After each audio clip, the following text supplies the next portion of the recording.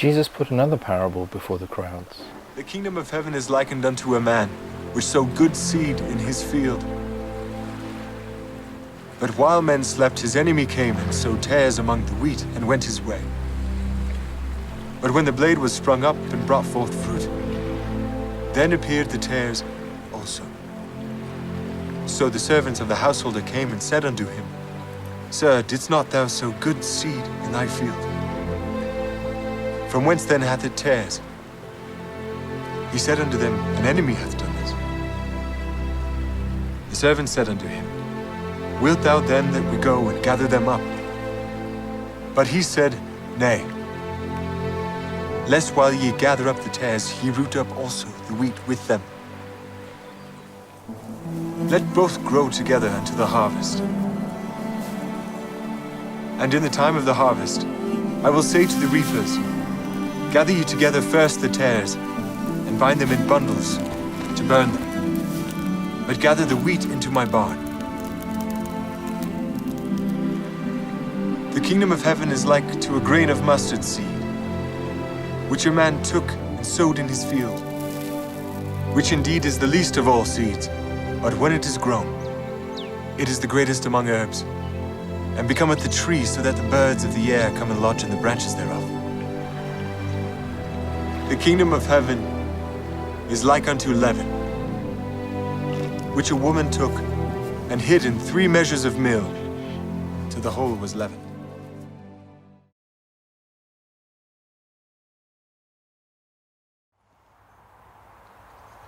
One of my uncles used to be a market gardener. Grew all sorts of things, but mainly fruit and salad crops. Grew leeks, which found their way into Heinz soup. He sold lettuces by the thousand, tomatoes by the ton. That was his main crop, tomatoes. He had acres and acres of greenhouses. The one thing that you didn't see were weeds. Weeds were the farmer's enemy. Weeds were the things that robbed the soil of nutrients and water, precious commodities.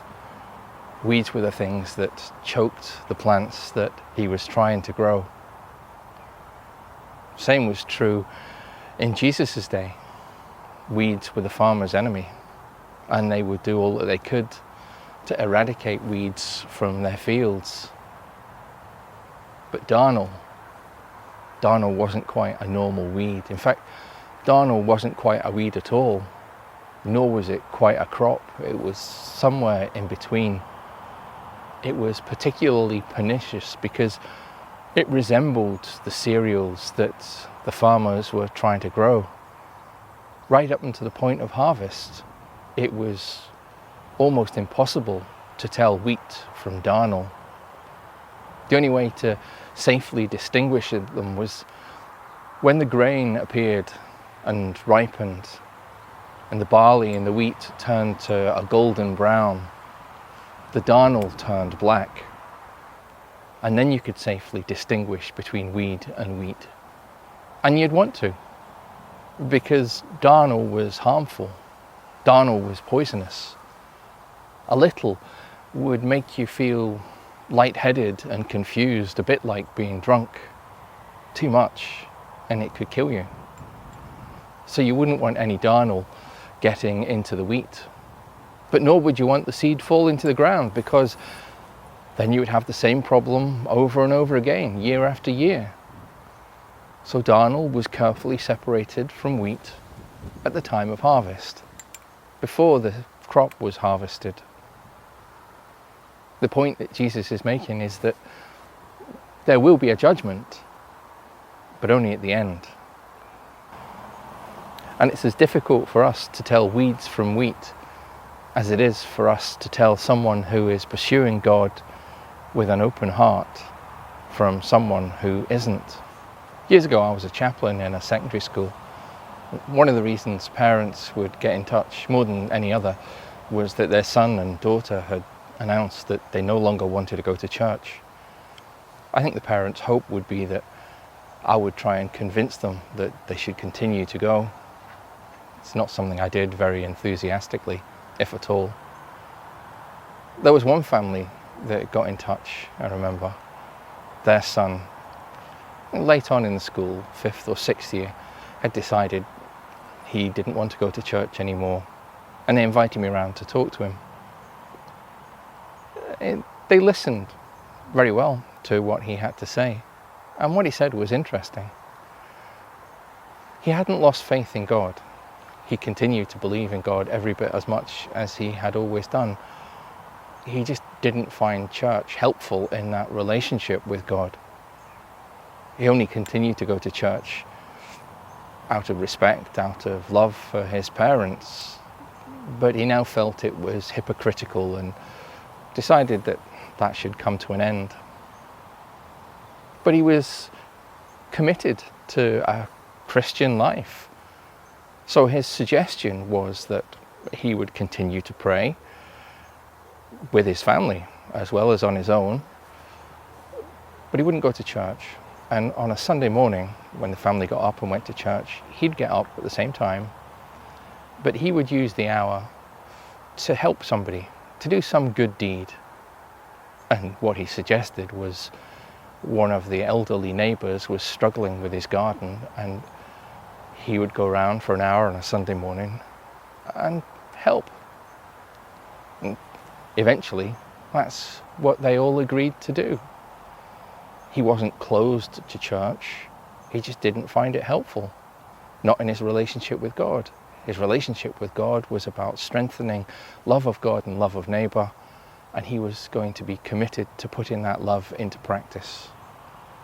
Over the months, the years that he continued to do that before going to university, one garden spread to 2 and to 3, and 1 hour on a Sunday eventually became best part of the whole day. He continued to develop his faith, but not in the same way, the same manner as his parents and the rest of his family. We are as able to tell weeds from wheat as we are to tell someone who pursues God with an open heart from someone who isn't. He pursued God every bit as much as his parents, just in a different way. And it's not ours to judge. Over the past few months, things have been very different. A lot of the things that we have relied on to help us in our relationship with God, to help us in our Christian faith and the living out of it, have been missing.